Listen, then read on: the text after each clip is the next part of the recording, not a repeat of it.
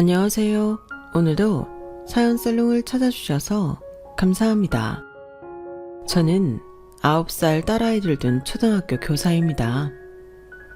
참, 이곳에 사연을 쓰기까지 얼마나 많은 고민을 했는지 모르겠어요. 제 속사정을 알고 있는 주변 지인들은 아마도 제가 이런 곳에 사연을 쓸까 고민을 했다는 사실을 상상도 못했을 것 같아요. 그만큼 남편과 시댁에 관련해서 표면적으로는 트러블이 별로 없었거든요. 남편에게는 형제가 위로 4살 많은 형 한 분밖에 없어서 남들이 흔히 겪는 시누이 문제도 없었고, 시부모님께서도 저를 워낙 딸처럼 예뻐하고 잘해주셨기 때문이었어요.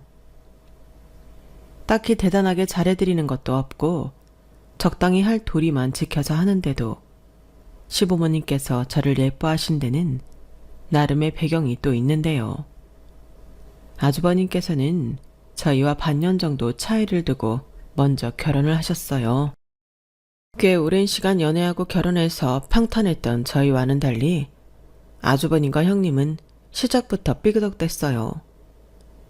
형님 성격이 워낙 불같고 어디로 튈질 모르는 자유로운 성향이라 어머님 아버님이 마음에 들어하지 않으셨고, 그래서인지 저희에게 이목이 집중되지 않았어요. 시부모님께서 마냥 편하게 해주시는 분들은 아니었고, 연애할 때 시부모님께서 까탈스러운 면이 있다는 걸 알고 결혼을 조금 고민한 적도 있었지만, 막상 결혼을 하고 나니 저에게 한없이 상냥하게 대해주셔서 그게 조금 의문이었거든요.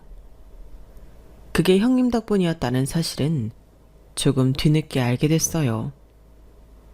두 분께서 연애 시절부터 꽤 불같은 연애를 했다는 건 알고 있었지만 가까이서 지켜보니 꽤나 심각하더라고요. TV 프로그램에 나오는 자주 싸우고 헤어졌다가 다시 만나고 하는 커플들 보신 적 있으시죠? 제 주변에는 워낙 안정적으로 오래 연애하는 친구들만 있었다 보니 그런 건 지어낸 이야기거나 주변에서 볼 수 없는 먼 이야기인 줄로만 알았는데 아주버님네가 딱 그런 부부더라고요. 사실 말로만 들을 때는 그렇게 심각한 줄 몰랐어요. 하지만 어느 명절에 식구들이 다 같이 모인 자리에서 대판 싸움이 난 적이 있었어요. 사연은 아주버님께서 형님과 시부모님을 먼저 내려주고 주차를 하는 과정에서 착석이 조금 늦어주셨는데 그 바람에 형님 혼자 딸 밥을 먹이고 케어했다는 게 이유였어요. 안 그래도 편치 않은 시댁 식구들 사이에서 애 밥도 먹이고 본인 식사도 챙긴다는 게 생각보다 얼마나 정신없는 일인지는 저도 잘 알았지만 늦게 오고 싶어서 온 것도 아닌데다 늦어진 만큼 다른 식구들 식사 속도에 맞춘다고 빠르게 식사하신 걸 뭐라고 하니 저도 조금 과하다는 생각이 들더라고요. 하지만 선천적으로 분노 조절이 잘 안 되시는 건지 누가 말릴 틈도 없이 싸움은 커졌고 저는 깜짝 놀라오는 시조카를 제 딸과 함께 데리고 나가 자리를 잠깐 피해 있는 수밖에 없었어요. 한번 그 모습을 관람하고 나니 시부모님께서 왜 그렇게 형님을 싫어라 하는지 알겠더라고요. 충분히 납득할 만한 이유로 싸웠다고 해도 그런 거친 방식으로 어른들 앞에서 싸운다는 건 몰상식한 짓이었어요. 그런데 심지어 화난 이유가 납득도 안 갈 정도로 사소한 일이다 보니 제가 시부모님이라도 제 자식이 저런 사람과 결혼했다면 너무 싫을 것 같더라고요. 그래서 시부모님의 심정이 100번 이해가 갔어요. 아주버님도 늘 안쓰럽다는 마음뿐이었고요. 시댁은 가족 분위기가 워낙 좋고 끈끈했기 때문에 형님만 좋은 분이 들어왔어도 참 좋았겠다는 생각이 늘 들었죠. 그러다 시조카가 6살쯤 되었을 때 돌연 아주버님의 이혼 소식이 들려왔어요. 이혼이요? 나도 아이 때문에 어떻게든 버텨보려고 했는데 도저히 안 되겠더라고. 지금까지 버텨온 것만 해도 스스로가 대단하다고 느껴질 정도니까. 네, 걱정이 많으시겠어요. 일단은 홀가분해. 다행히 아이를 맡아 키우겠다는 욕심은 크게 없어서 아이는 내가 키우게 됐는데 혼자서 잘 키울 수 있을지 그게 걱정이야. 가끔 곤란한 일이 생기시면 맡아드릴게요. 저희 딸이랑도 워낙 둘이 잘 노니까 둘이 놀라고 하면 되죠. 그래주면 나야 고맙지. 평소에는 부모님한테 맡기라고 해. 참, 다들 반대할 때 결혼하지 않았어야 하는데 내 욕심대로 했다가 일이 이렇게 되네. 정말 다들 미안해. 아주버님은 저희에게 정말 진심이 느껴지는 사과를 하셨어요. 이혼이 아주버님의 뜻대로 되는 것도 아니고 그렇게 힘든 결혼 생활을 이어가느니 차라리 하루라도 빨리 이별해서 각자의 삶을 찾아가는 게 맞아 보였어요. 저희한테 미안해할 건 없다고 생각했죠. 하지만 확실히 이혼을 하고 나니 아이에게 엄마의 빈자리를 어떻게 채워줘야 할지 잘 모르시더군요. 평소에는 시부모님이 많이 돌봐주셨지만 가끔 학부모 모임 등에 가야 할 때마다 저한테 이상한 부탁을 하셨어요. 재수씨, 이번에 우리 윤정이네 유치원 학예 발표가 있는데 혹시 재수씨가 나랑 좀 같이 가줄 수 있어? 아무리 애기들 앞이라지만 거기 어른들도 많이 오니까. 우리 애가 이혼 가정애라는 걸 별로 알리고 싶지 않아서. 저도 딸 있는 부모다 보니 충분히 무슨 마음인지 이해가 갔고 그래서 흔쾌히 허락을 했어요. 시조카가 엄마의 빈자리를 느끼지 않게끔 온 가족이 북적거리면서 가면 좀 낫지 않을까 싶은 마음이 들었어요. 그 부탁을 처음 들었을 때만 해도 당연히 남편도 함께 와달라는 뜻인 줄 알았거든요. 그래서 남편에게 전달을 했고 남편도 워낙 아주버님과 사이가 좋고 시조카도 안쓰럽게 생각하고 있었기에 흔쾌히 반차까지 써가며 학예회에 참석했어요.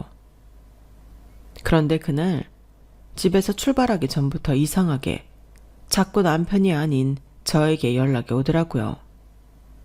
원래는 남편을 통해서가 아니면 직접 연락을 할 일은 없었기 때문에 남편이 전화를 못 받은 줄 알고 별 생각 없이 전화를 받았어요. 재수씨, 출발했어? 네, 학예회 시작하기 10분 전에는 도착할 것 같아요. 금방 갈게요. 그래, 고마워. 끝나고 애하고 밥 한 끼 같이 먹자.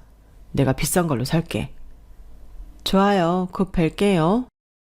그렇게 시조카의 유치원 앞에 다 와서 아주버님을 만났는데 제 뒤에 따라오는 남편을 보고 갑자기 얼굴이 굳어지더군요. 그러더니 돌연한다는 말이 너는 왜 왔어? 하는 거예요. 너 왜 왔냐니? 형이 학예에 와달라고 했다며? 너 말고 재수씨 보고 와달라고 했지. 너 보고 와달라고 한 건 아니었는데?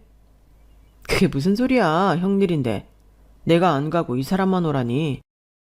얘기 못 들었어? 우리 윤정이 엄마 없는 거 티내기 싫어서 재수씨한테 부탁한 건데 네가 와버리면 어떡해. 아니 형, 그게 무슨 소리야. 그럼 지금 이 사람을 형 부인인 척, 윤정이네 엄마인 척 하라고 와달라는 부탁을 했다는 거야? 여보, 당신은 알고 있었어? 아니, 나도 몰랐는데. 엄마가 안 계시니 가족들이 북적거리게 와달라고 하신 줄 알았는데. 다들 생각이 있는 거야, 없는 거야? 그럴 거면 내가 왜 굳이 재수씨한테 부탁을 했겠어? 내가 이런 부탁할 사람이 재수씨밖에 더 있냐? 아니, 형, 이건 너무 뻔뻔한 거 아니야? 왜 형이 화를 내? 아무리 그래도 내 와이프를 형 부인인 척 하라고 불렀다고? 이건 내가 화내야 할 일 아냐? 나도 오죽했으면 이랬겠냐. 왜 내 마음은 아무도 몰라주는 건데? 아니, 그렇게까지 해서 뭐 어쩌겠다는 건데. 이 사람이 평생 형 부인인 척 따라다닐 수도 없는 노릇이고 이혼한 가정인 건 어떻게든 밝혀질 텐데 그게 숨긴다고 숨겨지는 문제야? 그럴 거면 차라리 재혼을 해. 그래. 나도 마음 같아서는 당장 재혼해버리고 싶지. 근데 어디 그게 사람 마음대로 되냐고. 그럼 내가 재혼할 때까지 재수씨 좀 빌려주든가. 내가 나조차고 이래? 애한테 상처 주기 싫어서 그러는 거잖아. 이혼 가정애가 편견에 얼마나 시달리는지 알잖아. 뭐 이런 경우가 다 있어. 어쨌든 나는 이 사람 혼자 못 보내.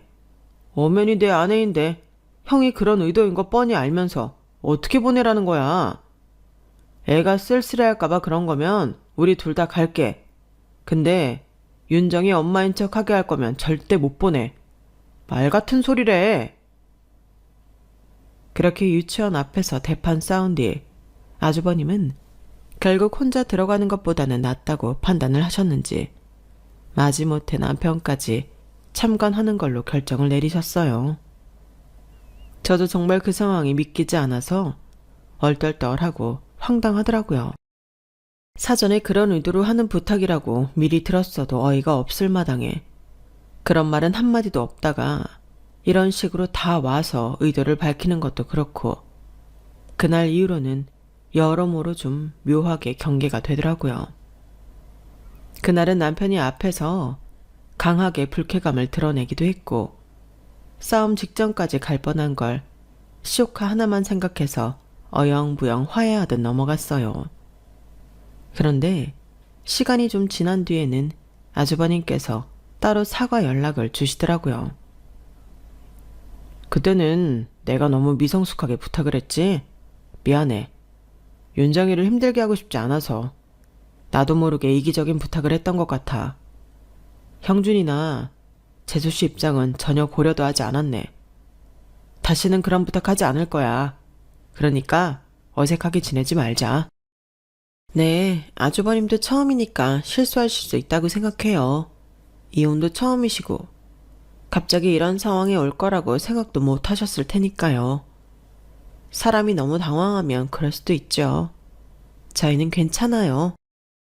그래, 나도 이 일로 재수씨랑 형준이랑 안 좋게 지내고 싶지 않아. 그땐 그게 정말 사소한 부탁이라고 생각을 했는데 다시 생각해보니까 아니더라고. 재수씨를 곤란하게 하는 건 물론이고 형준이한테도 너무 신뢰되는 행동이고 그래도 그렇게 이해해줘서 고마워. 네, 아주버님도 어머님 아버님이 아무리 도와주신다고 해도 버거우실 때가 있을 텐데 그럴 때는 도움 요청하세요. 저희도 힘 닿는 데까진 도와드릴게요. 그래, 그래도 이렇게 교사 출신인 재수씨도 있고 든든하네. 고마워. 그날 일로 한번 제대로 삐걱거릴 뻔한 관계는 아주버님의 빠르고 진정성 느껴지는 사과로 인해 잘 마무리가 됐어요. 그런데 그로부터 얼마 지나지 않아 시댁이 발칵 뒤집힐 만한 일이 생겼어요. 그건 바로 시조카가 발달 지체 판정을 받았다는 사실이었어요. 조금 상황 판단이 느리고 충동적인 면이 있다고 생각은 했어도 지체아 판정을 받을 정도로 문제가 있다고 생각한 적은 없었는데 그런 결과가 나왔다고 하더라고요. 가족들은 미처 상상도 못했던 부분이라 정말 당황스러웠고 아주버님께서도 아주 힘들어하셨어요. 하필이면 아이가 바로 다음 해에 초등학교 입학을 앞두고 있는 상황이라 참 고민이 많으셨죠. 그래도 제가 교육학을 전공해서 소소한 도움은 많이 드렸던 것 같아요. 사실 저는 초등교육부터는 특수교육을 제대로 받는 걸 추천드렸는데 아주버님께서는 본인 욕심인지는 몰라도 적어도 초등학교까지만은 일반 아이들과 함께 어울리며 교육시키고 싶다고 하시더라고요. 같은 자식둔 부모로서 그 마음 충분히 이해가 갔지만 종종 못된 아이들이 장애 아동 친구들을 괴롭히는 모습을 봐온 저로서는 마음이 편치만은 않았죠. 어쨌든 아주버님은 시조카를 일반 초등학교에 진학시키기로 결정하셨어요. 그때만 해도 시조카의 초등학교 입학은 조금 먼 이야기였기에 그렇게 크게 와닿지는 않았어요. 그런데 시조카가 유치원 졸업을 앞두고 있을 때쯤 아주버님께서 갑자기 저희 집 옆 동네로 이사를 오시더라고요. 여보, 아주버님 왜 이렇게 우리랑 가까운 곳으로 이사 오신 거래? 당신이 오라고 했어?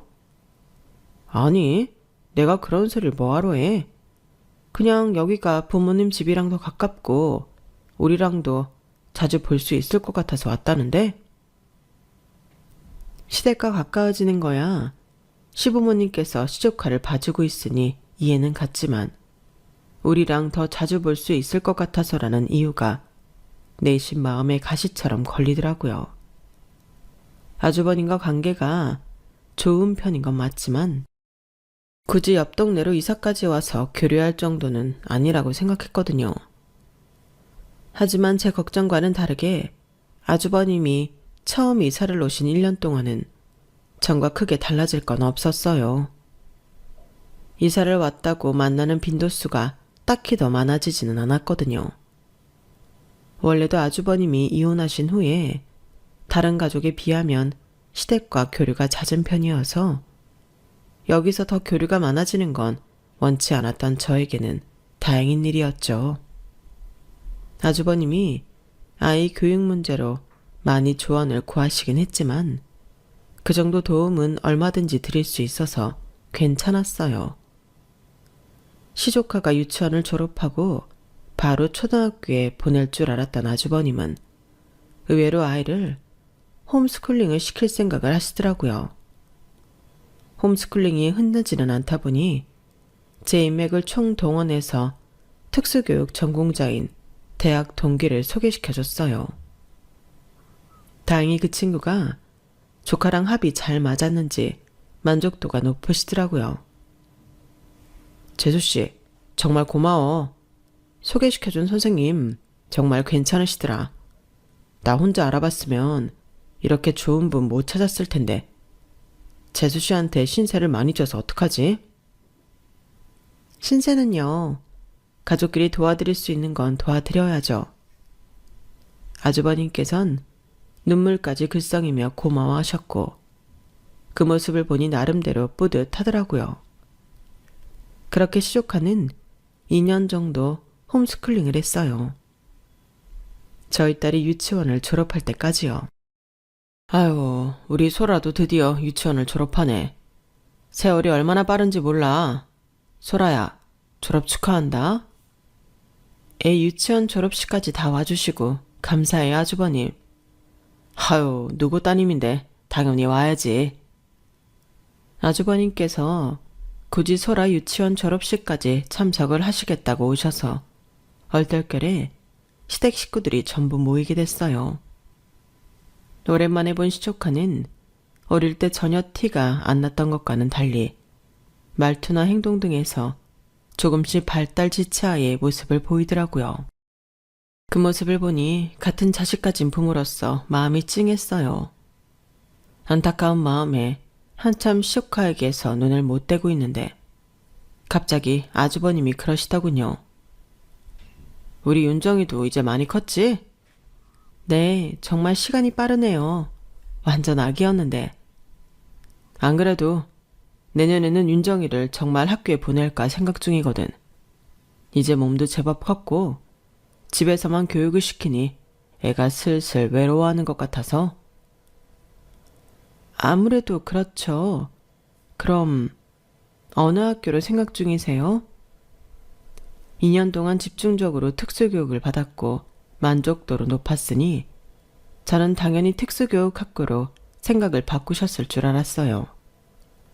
그런데 의외의 대답을 하시더라고요. 가르던 데 가야지. 재수씨가 근무하고 있는 땡땡 초등학교로. 네? 저희 학교로요?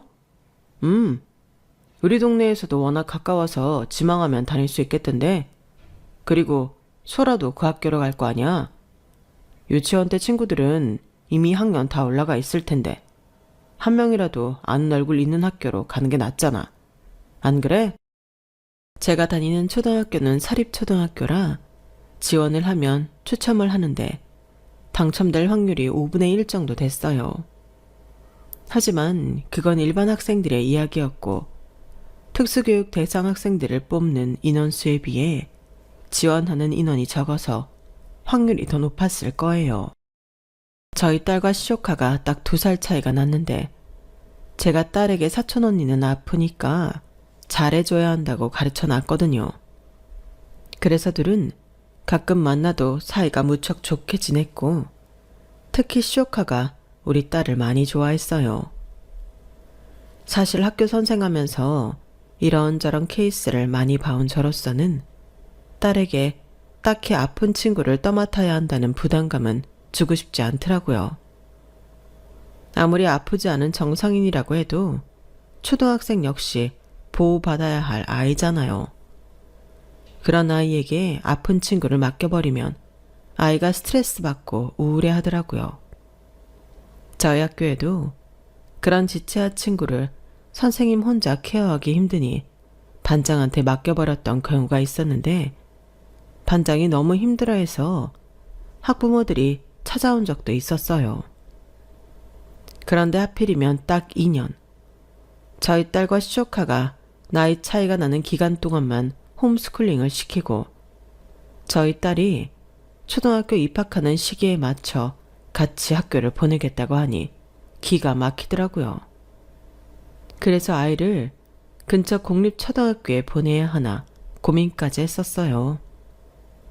사실 저는 제가 근무해서 그런 것도 있지만 제가 근무하는 학교가 워낙 교내 분위기가 괜찮은 편이라 이 학교에 아이를 다니게 하고 싶었거든요. 소위 말하는 껄렁한 아이들도 없었고 문제아라고 해봐야 다른 학교에 비하면 약한 수준이었어요. 그래서인지 학부모들에게 꽤 인기가 있는 학교였거든요. 몇 날 며칠을 골머리 썩혀가며 고민해봤지만 시조카와 같은 학교에 다니게 하고 싶지 않다는 이유만으로 제 딸이 더 좋은 학교를 다니지 못하는 건 그것대로 억울하더라고요. 남편과 약간 의논을 한 끝에 저희 딸은 원래 계획대로 제가 다니고 있는 초등학교로 오게 됐어요. 이러면 안 되지만 내심 시조카는 추첨해서 떨어졌으면 하는 마음이 생기더라고요. 하지만 그의 경쟁률이 2대1도 안 되더라고요. 그 바람에 시조카도 저희 학교에 다니게 됐어요. 작은 엄마다! 작은 엄마다! 쉿! 윤정아, 학교에서는 선생님이라고 불러야 돼. 알았지? 우와, 선생님? 작은 엄마 선생님? 막상 입학식 때 저를 가리키며 반갑게 손 흔드는 시조카를 보니 내심 미안한 마음이 들더라고요. 많은 아이들 사이에 있으니 더욱 튀어 보이는데 저조차도 없는 낯선 학교에 혼자 떨어져서 다녔을 걸 상상하면 아주버님 마음이 어땠을지 상상도 안 가더라고요. 윤정아, 혹시 학교 다니면서 무슨 일 생기면 꼭 작은 엄마한테 말해. 알았지? 작은 엄마가 선생님이니까. 윤정아, 대답해야지. 선생님이 물어보잖아. 네. 아유, 입학식 와보니까 애를 괜히 학교에 보냈나 싶네. 이렇게 많은 애들이랑 우리 딸이 적응할 수 있을지 걱정이야. 걱정하지 마세요. 저도 학교에 있으니까. 그러게. 재수지 덕분에 우리 딸이 일반 학교도 다녀보네. 고마워. 아주버님께서는 그날 눈물을 글썽이며 제 손을 꽉 잡아주셨어요. 잠시 잊고 살긴 했지만 그제서야 아주버님께서 지독히도 안 맞던 전 아내와 헤어지고 돈도 벌면서 혼자서 이 아이를 키우는 게 얼마나 힘들었을까 생각이 들더군요. 어차피 저한테 따로 맡기는 것도 아니고 아무리 제가 이 학교 선생님이라도 가족관계로 얽힌 시조카나 딸은 저희 반 학생으로 배정될 수 없어서 너무 큰 부담감은 내려놓기로 했어요. 제가 괜히 서서 부담을 느끼는 바람에 안 좋은 생각을 한 것 같은 느낌이었거든요. 본격적으로 새 학기가 시작되면서 당연히 조카와 제 딸은 저와는 각각 다른 반으로 흩어졌어요. 그래도 시족한의 반은 그렇게 멀지 않았는데 딸은 아예 저와 정반대편 교실로 떨어져서 학교에서는 딸을 잘 만나지 못했어요. 가끔 옆 반에 있는 시조카만 가끔 잘 다니고 있나 들여다보는 정도였고 제 과목 담당 수업일 때만 애들을 겨우 볼 수 있었어요. 소라야, 학교 생활은 어때? 친구들은 많이 사귀었어? 재밌는 친구도 많고 담임 선생님도 완전 좋아. 그래? 다행이네. 다행히 제가 신경 쓰지 못한 것에 비해 딸은 만족하면서 학교를 다니는 모양이었고 그 뒤로는 크게 신경을 안 썼어요. 안 물어봐도 잘 다니고 있겠거니 싶었고 학교에 바로 엄마가 있으니 무슨 일이 생기면 당장 와서 이야기하겠거니 아니라갈 생각을 했던 것 같아요. 그런데 저도 모르는 새 아이가 조금씩 어두워지고 있더라고요. 부끄럽지만 그걸 먼저 눈치챈 건 남편이었어요. 여보, 요즘 소라가 좀 이상하지 않아? 예전에는 정말 깨발랄했었는데 초등학교 간 이후로 묘하게 어두워진 것 같아서 반에서 무슨 일 있는 거 아니야? 어? 그럴 리가 있나? 그런 일 있으면 나한테 먼저 얘기를 했겠지. 그럼 애가 갑자기 저렇게 바뀌어? 그 전까지는 저도 워낙에 정신이 없어서 눈치를 못 챘는데 남편 말을 듣고 나서 자세히 관찰해보니 살짝 안색도 낮아지고 늘 얼굴에 떠있던 즐거운 기색도 온데간데 없더군요. 아이가 좀 차분해졌다고만 생각했는데 나름대로 교육학까지 전공한 사람이 아이에게 나타난 미세한 변화를 먼저 눈치채지 못했다는 게 부끄러웠어요. 당신 말이 맞는 것 같네. 내가 소라랑 이야기를 해볼게. 제일 먼저 소라네 담임선생님께 물어봤지만 대답은 시원찮았어요. 저랑은 하필 또 그렇게 친분이 없던 선생님이라 그런지 쉽게 뭘 얘기해 주려고 하지도 않으시더라고요. 결국엔 딸한테 직접 묻는 것밖에 방법이 없었어요. 그런데 아무리 아이들 심리를 백날 공부했어도 정말 제 딸은 무슨 생각을 하는지 어떻게 해야 딸의 속마음을 끌어낼 수 있을지 아무것도 모르겠더라고요. 그나마 다행이었던 건 어릴 때부터 감정 표현을 잘 하게끔 교육을 시켜놨다는 거였어요. 몇 번 물어보니 걱정했던 것에 비해서는 쉽게 속 얘기를 털어놓더라고요. 사실은 큰아빠가 자꾸 윤정 언니 챙겨주라고 하셔서 반에 친구가 많이 없어졌어. 뭐라고? 그게 무슨 소리야? 다른 친구들이랑 놀고 싶어도 큰아빠랑 할머니 할아버지가 윤정이도 데리고 가라고 하고 근데 다른 친구들은 언니를 별로 안 좋아해서 내가 자꾸 윤정 언니도 껴달라고 하니까 이제 나한테도 놀자고 안 하는 것 같아.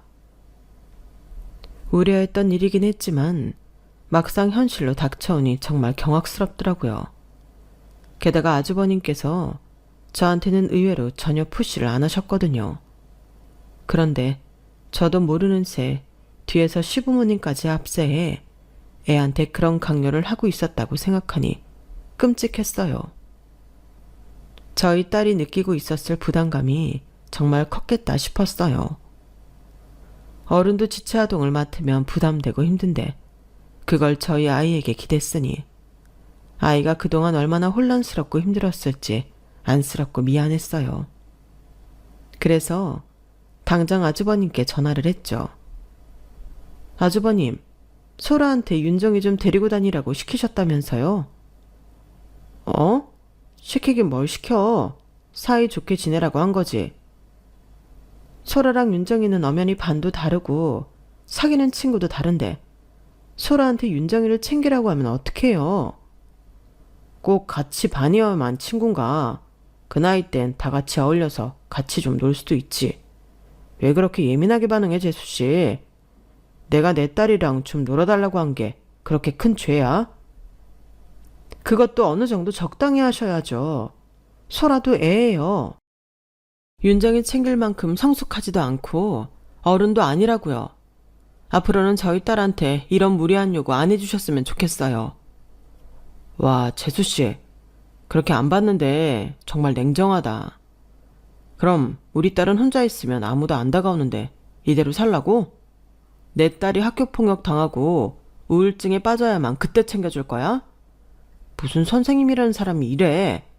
아무리 장애하라지만 그래도 본인 족하면 좀 애틋한 마음이 있을 줄 알았는데 참 너무하네, 재수씨.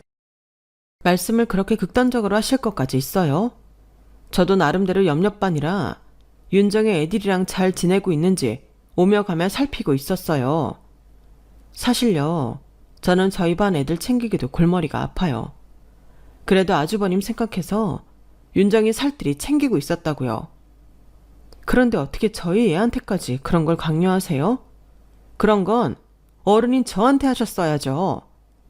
아니, 어른이 챙기는 거랑 같은 애가 챙겨주는 거랑은 또 다르잖아, 재수씨. 안 그래? 챙겨주는 어른이 있는 거랑 같이 놀아주는 친구는 따로라고. 그럼 적어도 같은 반 친구한테 부탁하셨어야죠. 애가 아직 어리다고요. 왜 반도 먼 제 딸한테 부탁하시냐고요. 재수씨, 적당히 해. 이거 교사로서 완전히 부적절한 발언 아니야?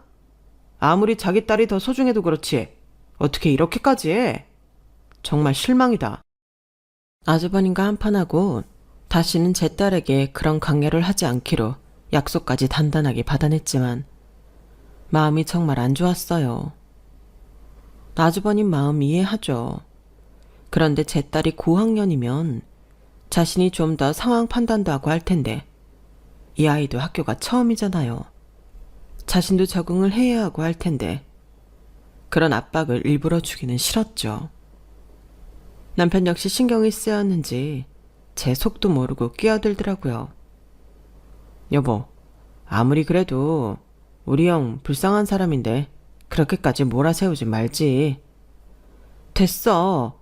그럼 나도 선생이기 전에 엄마인데 내 딸 스트레스 받고 우울해하는 걸 내버려 둬? 선생을 그만두는 한이 있더라도 내 딸은 보호해야지. 그건 그렇지만 형도 비슷한 마음이었을 거야. 처음에는 귓등으로도 안 들렸지만 저도 사람이라 그런지 또 마음이 약해지는 순간이 오더라고요. 제 딸도 윤정이를 싫어하는 건 아니라서 학교에서 굳이 붙어 다니지 않는 대신 학교 후 윤정이를 집에 초대해서 자주 놀게 해줬어요. 윤정이가 하도 저나 소라를 좋아해서 집에 놀러오는 빈도수가 잦아졌고 둘이 같이 밥도 먹이고 공부도 시키면서 자매처럼 제가 돌봐줬어요. 아주버님과 대놓고 화해의 자리를 마련하진 않았지만 이 정도면 언젠가 아주버님께서 제 노력을 알아주겠거니 싶었죠.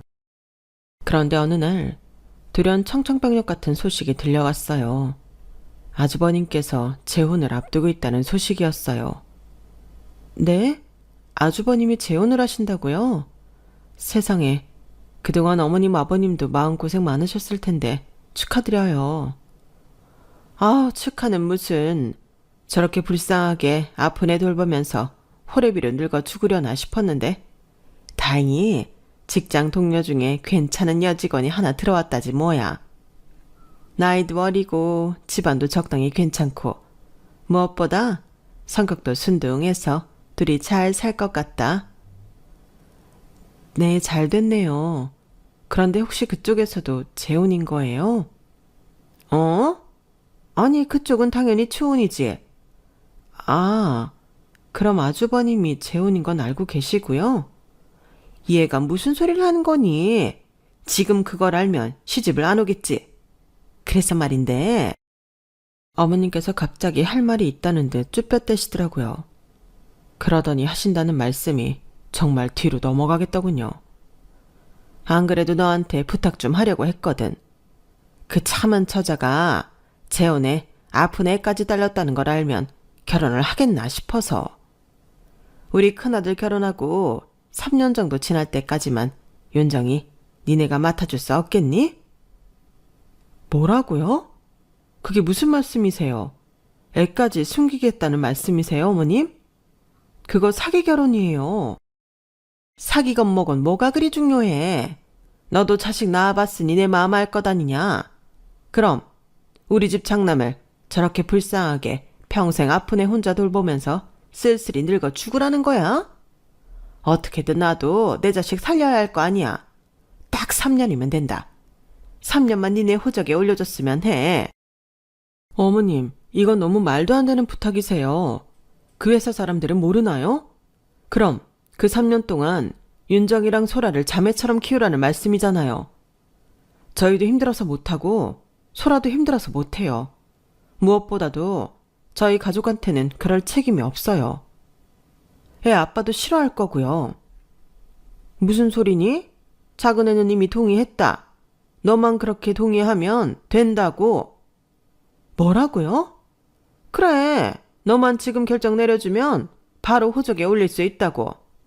3년 만에 키우는 김에 같이 키우면서 숨겨달라는데 그게 그렇게 어려워? 네, 어려워요, 어머님. 막말로 두 분 사이에 아이라도 생기면요. 3년 뒤에 윤정이 다시 데려간다는 보장이 있어요? 평생 저희 집에 떠맡기고 아주버니만 새 출발하실지 누가 알아요? 아, 제발 좀. 힘들면 내가 도와줄 테니까 징징대지 말고 그렇게 좀 하자. 우리 집 장남이 새 인생 살겠다는데 앞길 막는 일은 없어야 하지 않겠니? 뻔뻔함의 끝에 말문이 턱 막히더군요. 그동안 아주버님이 해온 몰상식한 행동들도 다 아픈 아이도 나빠니까 그럴 수 있다며 참아왔는데 어머님까지 이러시니 정말 참을 수가 없었어요. 우선은 남편에게 먼저 따져 물었어요. 남편이 이 멍청한 제안에 동의했다는 사실이 너무 배신감 들고 충격이었거든요.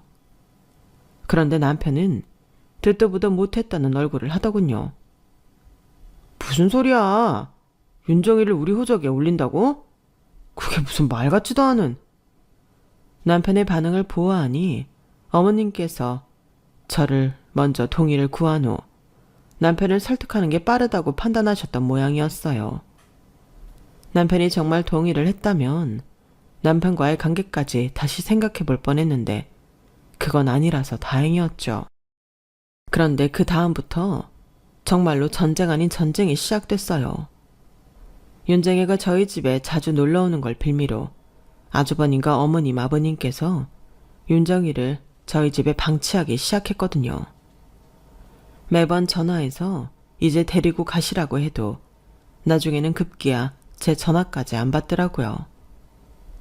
남편도 남편대로 당황스러우니 시댁 식구들과 싸우기 시작했지만 시댁에서는 콧방귀도 안 꼈어요. 그리고는 몰상식한 행동을 서슴지 않더군요. 그중 가장 기억에 남는 건 퇴근하고 돌아오니 집 앞에 큰 택배 박스가 여러 개 쌓여 있더라고요. 뜯어보니 윤정이가 입던 옷들과 책 등등 아이가 쓰던 물건들이었어요. 화가 나서 시댁에 전화하니 아주버님이 무사히 결혼을 하려면 집에 애가 있는 흔적을 남기면 안 된다는 말씀만 하셨고 아주버님 댁에 있던 애 물건들을 싹 다 저희 집에 배송시켜 놨더군요. 결혼만 하면 나중에 꼭 보답할 테니까 협조 좀 해라. 상대를 속이고 아들을 결혼시키려는 것부터가 제정신이 아닌 발상인데 갈수록 비상식적인 일들을 하시니 저도 정말 머리 끝까지 화가 나더군요. 딸 키우는 입장으로서 누군지는 몰라도 어느 집 귀한 딸을 이런 끔찍한 집안에 시집오게 내버려둘 순 없겠더라고요. 그동안 아주버님과 윤정이가 불쌍하다고만 생각해서 나름대로 최선을 다해 잘해줬는데 그 마음이 온통 짓밟힌 느낌이었어요. 그래서 여러 사람 살릴 겸 제대로 된 복수를 시작해야겠다고 생각이 들었죠. 어머님, 생각해보니 어머님 말씀이 맞는 것 같아요. 아주버님 그동안 힘들게 결혼 생활하셨는데 이제 좋은 배우자 만나셔야죠. 어머님 말씀대로 할게요. 어머나 정말이니?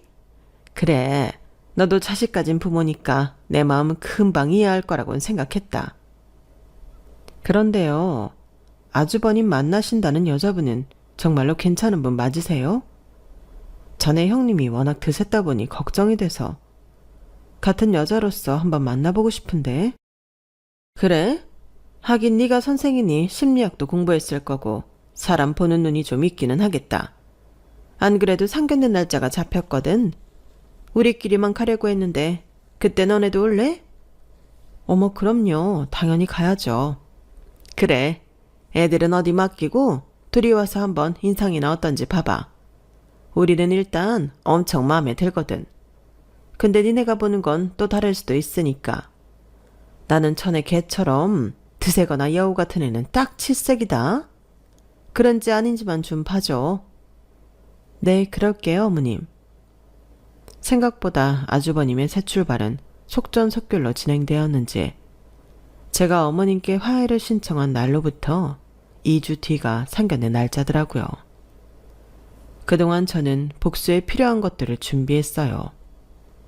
우선은 저희 집 가족관계 증명서를 뗐고 윤정이의 입학 때문에 아주버님과 주고받은 메신저 문자 내용과 전화 녹음본도 모아뒀어요. 무엇보다 결정적인 건 어머님과의 통화 내역이었죠. 아주버님의 새 출발을 위해 아이를 맡아달라는 내용이 담겨 있었거든요. 그렇게 상견례 날이 다가왔어요. 아이들은 두고 와달라던 어머님의 말씀과는 달리 저는 두 아이를 모두 예쁘게 꾸미고 데려갔어요. 아니나 다를까 아주버님과 시부모님이 당황한 얼굴을 하더라고요. 그래서 아무 말 없이 싱긋 웃어드렸어요. 상견례 자리가 시작됐고 양가 측의 훈훈한 이야기가 오가는 중에 이야기가 길어지니 윤정이가 슬슬 지루하고 불편한 기색을 드러내기 시작했어요. 윤정아, 왜? 화장실 가고 싶어. 그래? 그럼 아빠한테 데리고 가달라고 할까? 네, 아빠!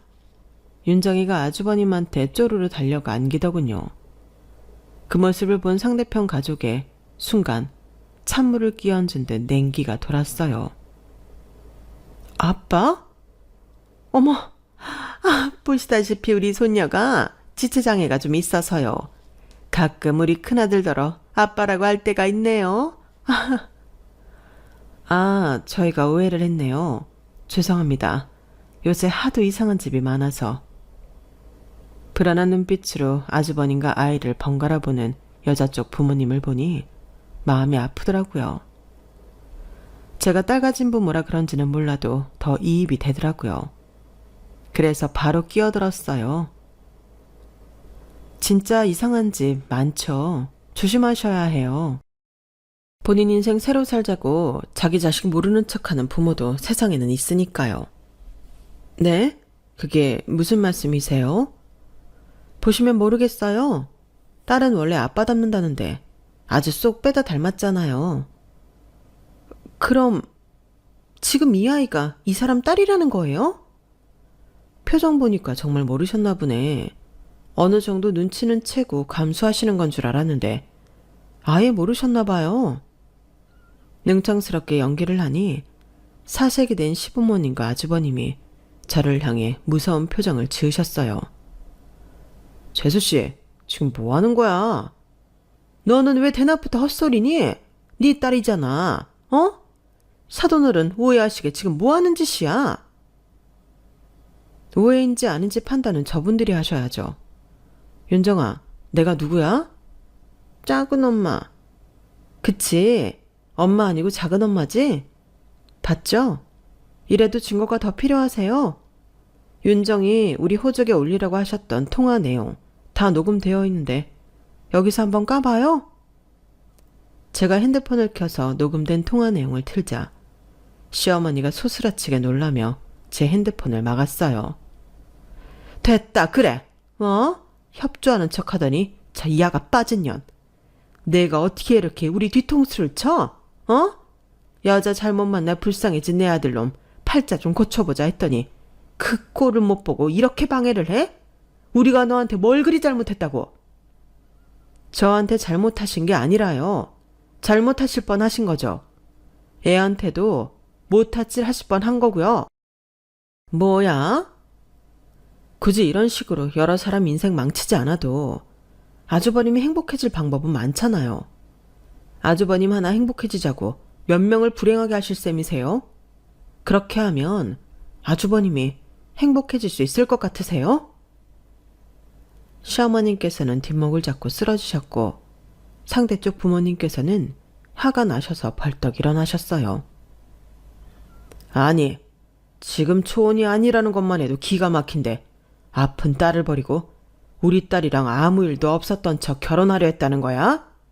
뭐 이런 인간이 다 있어. 자, 장인어른 잠시만요. 제가 다 설명할게요. 설명은 무슨 설명? 아무 말도 듣기 싫으니 우리 가족 앞에 꼴도 보이지 말게. 인격적으로 대해주는 건 지금이 마지막이야. 다시 우리 눈에 띄면 자네는 정말로 죽을 줄 알아. 알겠나?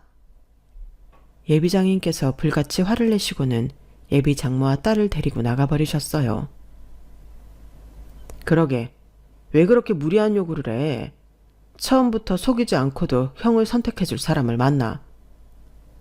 싸해진 분위기 속에서 남편은 혹여나 저에게 불똥이 튈까봐 아주버님께 한마디 하고는 저를 황급히 데리고 나왔죠. 집에 도착한 뒤 뒤늦게 정신을 차린 시어머니께서 제게 전화로 폭언을 쏟아부었지만 남편이 중간에서 잘 막아줬어요. 당분간은 시댁에 얼씬도 하지 말라는 말에 오히려 좋더군요. 그동안 제게 좋게 대해주셨기에 그런 분들일 줄은 꿈에도 상상 못했는데 본인 자식 인생이 걸리니 어쩜 저렇게 양심이 없으신지 정말 놀라울 지경이더라고요. 지금은 시댁과는 거의 연을 끊다시피 했는데 덕분에 시조카를 더 신경 쓸 필요도 없어져서 차라리 편하네요. 하지만 윤정이는 아직 보고 싶습니다. 아이는 잘못이 없지만 괜히 교류했다가 시댁과 다시 엮이기는 싫어요. 그로부터 한참 뒤 여자 쪽 가족에서 어떻게 알고는 따로 연락이 왔어요. 딸 인생을 구해줬다면서 사례금 300만 원까지 안겨주시더군요. 집안이 여유가 있는 집이라더니 정말이 모양이었어요. 그러려고 한 일이 아니라서 한사코 거부했지만 그래도 딸 인생을 구해준 값이라 하면서 싸게 친 거라며 기어이 돈을 보내주시더군요. 처음에는 얼떨떨했지만 그냥 기분 좋게 받기로 생각하고 남편과 딸과 함께 갈 가족 여행을 예약했네요. 하긴 저만 해도 제 딸 인생에 골로 갈 뻔한 걸 구해줬다면 300만 원이 아까웠을까 싶더라고요. 내일 가족 여행을 가면 시댁과 함께 갔기에 저희 가족끼리는 가는 여행은 처음이라 설레래요. 애초에 시부모님께서 과한 욕심만 안 부리셨다면 이런 일도 생기지 않았을 텐데 늘 자식이 얽히면 과한 욕심을 부리는 부모 때문에 평화로웠던 가정마저 깨지는 것 같아요. 저도 제 딸 열심히 똑바로 잘 키워보겠습니다. 좋은 심성을 가진 아이로요. 제 이야기는 여기까지예요. 들어주셔서 고맙습니다. 항상 건강하시고 행복하세요. 여러분, 사연 댓글에 응원과 현명한 조언 부탁드려요. 좋아요와 구독은 저에게 큰 힘이 됩니다. 오늘도 좋은 일 가득하세요.